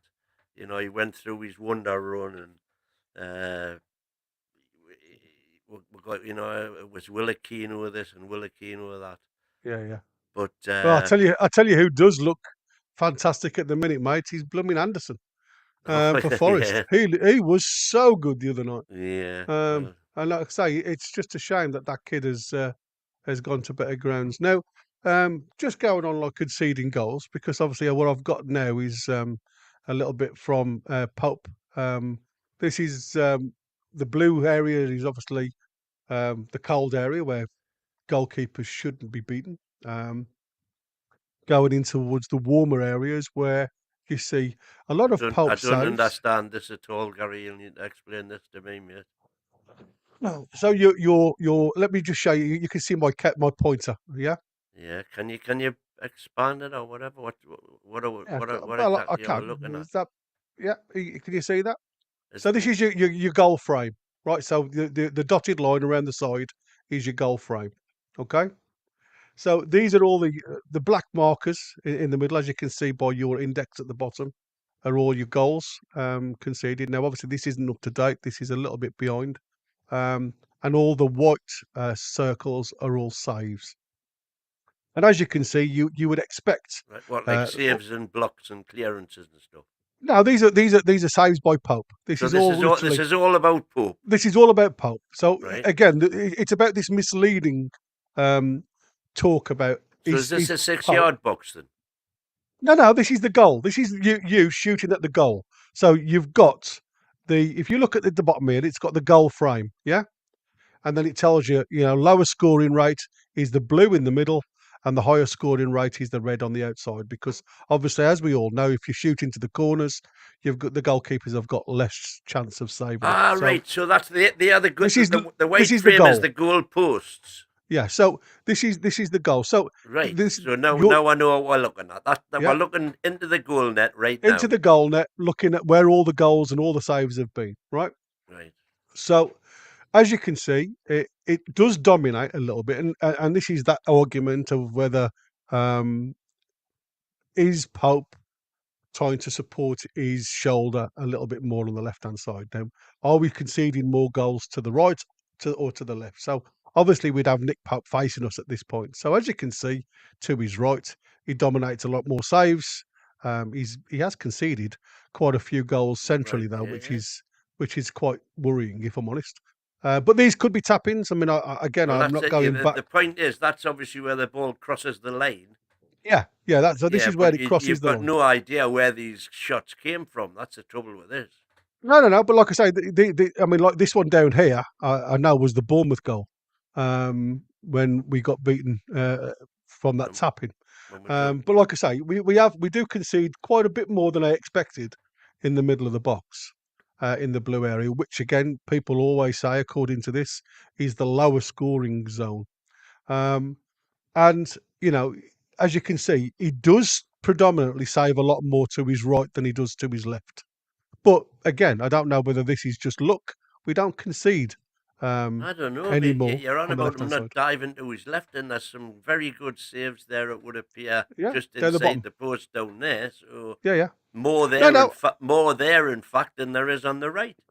Well, this is why I'm trying to disprove the myth about whether he's trying to save his shoulder or not. All right. Well, Even though it looks like he's saving a lot more to his right. Again, you can only go on the shots that are given to you. It looks like a lot of them always go to his right, and he's very strong, but as you can see his by as dived Win's just saves are said. to his left. Yeah, his real into the corner saves have all been low left side. So I'm just trying to put that myth to bed. To be fair, All right. Well, um, fair enough. and that's what I'm saying. I don't think we've got many. Well, there was that one goal. I forget now who it was against. When Pope was to blame. Yeah. Uh, Well, like I say, against Tottenham, he was to blame definitely for that goal that went in against them, that's right. Yeah, and that's the one I'm on about. because like obviously he pushed it to the side rather than taking it in his stride onto his chest. But I mean, people will always argue the toss that But it I wasn't think hard. Nick Pope, whilst I think we need to improve, I think we need to upgrade Nick Pope ultimately. I don't think he's a major problem at the minute. Yeah, no, there's other areas that need far more attention than Nick Pope needs. yeah. And it's interesting, isn't it? Because like I say, you can look at everything. I mean, I'm just doing a little bit of a look into Will Asula at the minute and his background and the reasons why Eddie doesn't think he's ready for the Premiership. So I'll bring that to us on Friday if I get a little bit more evidence, because at the minute there ain't a great deal that I can pick from, but there's a little bit that I can see. So I'll leave that till to Friday. To be fair, have we caught up with all the chat, buddy? Let's have a look.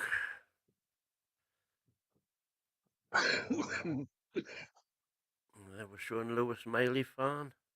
Our system is built around runners and playing against the high line. PSG at home, Longstaff goal was a typical Eddie Howe system goal. Trippier can't be trusted to go as high as he used to because he's lost his pace. I still think he gives us something up there. I feel sick. Just got 3 tickets for the Forest game, and it's cost me 390 quid. Well, get your seat numbers, David Patterson, and report those seat numbers to Nottingham Forest, because somebody's obviously sold those 3 tickets. Unless you're corporate, in which case, obviously, you're going to pay. Yeah, exactly. I will say it. I miss not having Sven Botman with Cher. They work so much better with each other. Yeah, That's true, James. That's fact, actually. yeah. No, that's it. That's it. Caught up. Okay, cool. All done. Like I say, thanks. I think that's it, really. There's not a lot out there regarding news. Obviously, The only other thing to mention is we were worried, been worried in a couple of shows about the state of Newcastle, bearing in mind all the contracts that are due for renewal oh yeah, you've got some info on that, haven't you? at the end of 2025, because we had 10 players, I think it was originally, who were out of contract in 2025. Well, of course, that's now down to 8 because Burns got a year extension. Gordon has signed his new contract.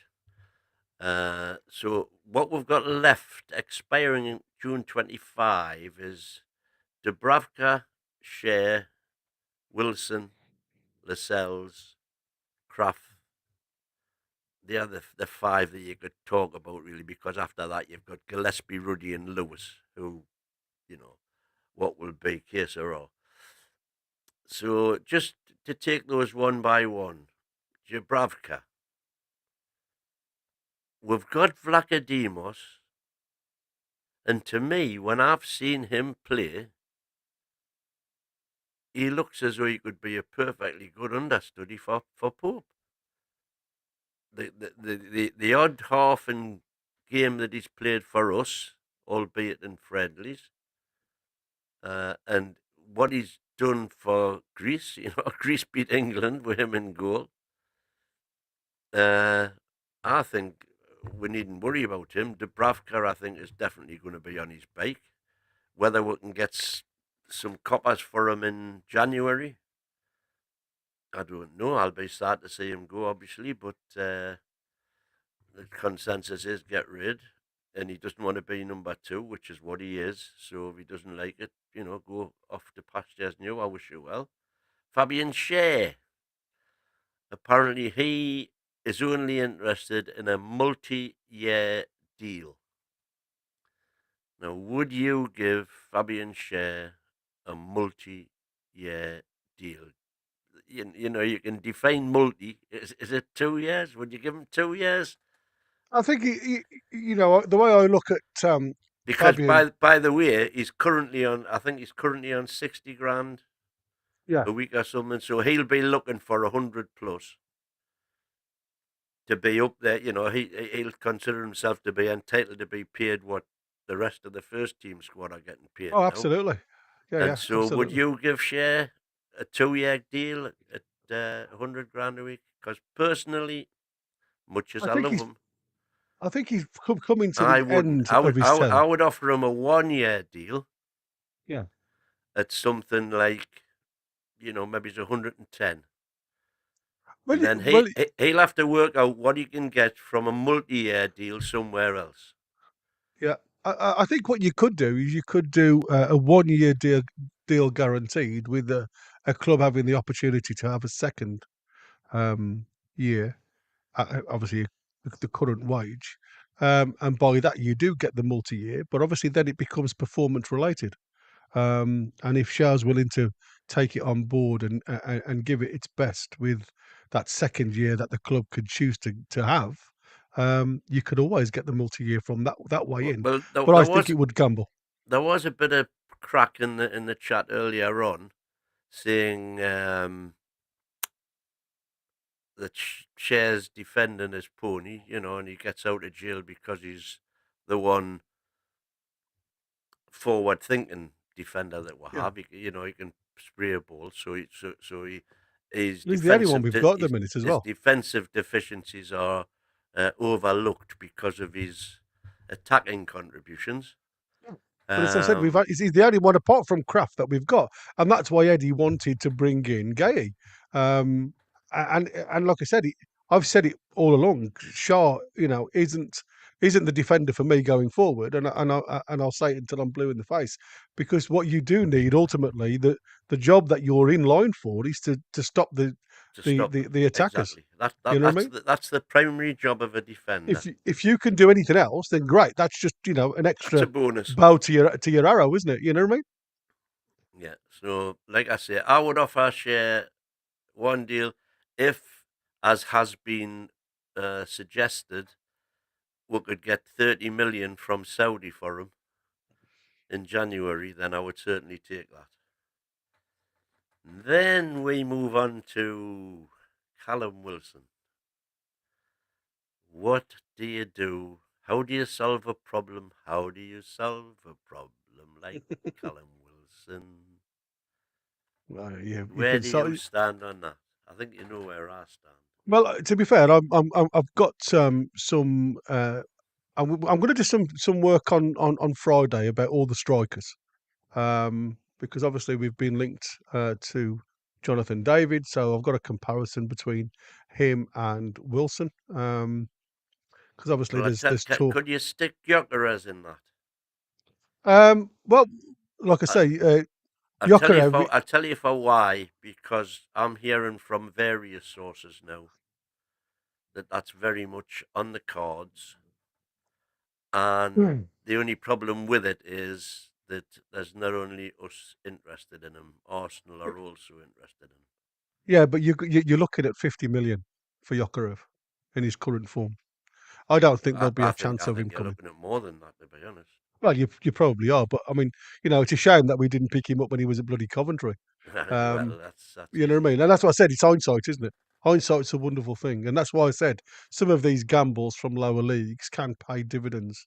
And you have got to take it into consideration. At Porto, it's probably a lesser league than the Premier League, but when you're doing the job in the Champions League, then you can actually see what the lad did. But I mean, I did watch the game yesterday, and he missed a sitter. He had an air shot over the ball for Porto's first goal. He's 6 yards out. But then he has a cracking run down the left-hand wing, takes their last defender on, and takes it quite comfortably around the keeper. And again, it's surprising what playing with confidence actually brings into your game. You're more or less allowed a free run when you're playing with confidence. And as I always say, it's like Moses parting the bloody the waves. Everybody just seems to run away from you when the game is going in your way.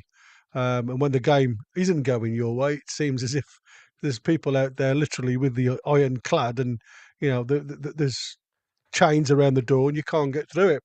And I do think, like, sometimes it feels at this present moment in time we must have gone under about 25 ladders and crossed around about 50 black cats, I think, because our luck just doesn't seem to be with us.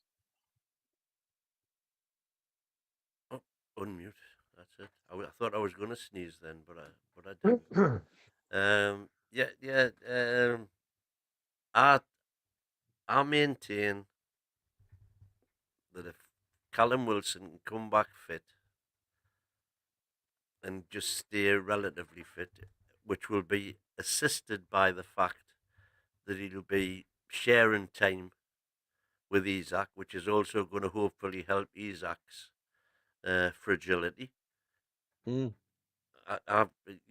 will get you goals. I've got no doubt at all. Callum Wilson will get goals this season for us, and I would definitely stick with him till summer, even if that means losing him on a free. For what we're going to get for him in January, we ain't going to get anything anywhere near him for that same sort of money. Well, you're not going to certainly get anybody coming for like we said, look at Asula. You've got him for 10 plus. Well, again, I think Asul has been badly used by Eddie. That's one of my criticisms of Eddie, because Yeah, well, looking a little Isak bit has been deeper. off the boil so often that you cannot tell me that Asul he could be, and at least we'll see if he is woeful. We'll see that he's woeful Yeah, and cut I our think losses. I think the problem is the fact that he's being misused elsewhere, and like I say, I'll dig a little bit deeper before I go into detail. But I think the biggest problem with Asula is it's more the fact that he just hasn't had game time. I know people are saying that he started so many games for Sheffield United, but like I say, I'll take a deeper dive into it on Friday, and we'll have a look, because like I say, we can have a look, because somebody's talking about Sane and stuff like that in the chat, Yeah. and there is loads of again links out there that we again, as we get closer to January, it'll be the same as it is every transfer window. Well, there's a lot of They'll clubs in the same position we are in, that they've got players whose contracts expire in June, because most players' contracts do expire in June. And this is the last year, so from January they can talk to clubs. Do you cash in, or do you persevere knowing that they're going to go on a free? Because even if my argument is, even if they're in a position to go on a free, you can still offer them a new contract, and whoever wants them has to outpay you. yeah. Uh, Well, I did say, and I've said it for a long time, we need 6 players now. We need 6 players to. I mean, I wasn't going to do it, but I may as well. When you look at the side that we had back in 21-22, compared to the side that we've got now, um, it's a vast change in personnel. And it's like I said, you look at, I've just seen on Tiger in there saying that apart from Isak, Gordon, Tonali, Botman, Bruno, Barnes, the whole team needs gone. When you look at what we've bought in them few transfer windows, and don't forget we've missed 2 for whatever reason. Yeah. Look well, at where for the a start, squad was. he's missed Tino and Hall off there for starters. Well, That's it. obviously he doesn't rate them, and Yeah, that's what I exactly. said. Well, that's You know taken. what I mean? He doesn't rate them. So, if I'm honest with you, you've And got to ask Pope. the question. You've got to ask the question: is Hall now he's starting to show a little bit, but I still think we spent too much money on Tino. I don't think Tino is as good as a player. As we need at this level of, especially, I'm not saying he'll never reach it, but I still don't see him being the be all and end all that everybody else does, if I'm honest. Well, he's getting picked for England. Yeah, he is, but he's obviously he's still not made an appearance yet No. for the national side. I mean, he has for the under-21s. Well, he's made loads for the under-21. But I still think he's easily found out. And again, he's a lad that seems to be tempted in 2 minds when it comes to which Well, I mean, I player's going think to be the right now one that Trips is scores. a better fullback than Tino is, but I've got every confidence that Tino will develop into a proper I player. just think the likes of Trippier, and this is why I said I do think there's a lot of players in our squad that are probably on the downward spiral now. I do think Trippier, having looked at the amount of injuries that he's had over the last few seasons now, I do think it's probably his body's starting to catch up with him. I think we've seen the best out of Trippier. I think them days are gone. I don't think it's going to be. Um, I don't think it's going to be as good as um, what we see going forward. And that's what I said. Do you take the plunge now? For me, definitely. Um, and as much as I hate to say this, we are still half a dozen players short of being a regular top 4 side. In my eyes, we still need strength in depth in certain positions. We still need to have at least 2 bodies in the right wing situation. there's a lot of really good young players out there that we've missed out on over the last few seasons that have gone elsewhere on a free. Now, and I look back at it and I think to myself, we've missed a chance there to be with the big boys. And again, it's a Well, case of when this is where Mitchell needs to prove his worth, isn't it? well, it is absolutely. He's come in with his big mouth saying our transfer policies have been crap. Let's see him improve them. I just think that when you look at it, you look at, like I say, Unai Emery, what he's brought in, and like I say, he's based them on, he's had the same situation with PSR because he's had to obviously swap and change. He's lost a big player, and everybody said, like, who's going to come in and replace him, and like I say, he inherited him at Villa. And obviously he went for that Onana, and paid a lot of money from Everton for him. And it seems to be working. It doesn't seem to be affecting the team whatsoever. And like I say, the new format that they seem to have seems to be lesser than what we had when we were playing it. So again, you've got to weigh up the differences from when we were in the Champions League compared to how the Champions League is formatted now. It's totally different, and it doesn't seem to be. Again, teams with bigger squads. I mean, look at Chelsea; they're able to go into the conference and not even put Palmer in the side.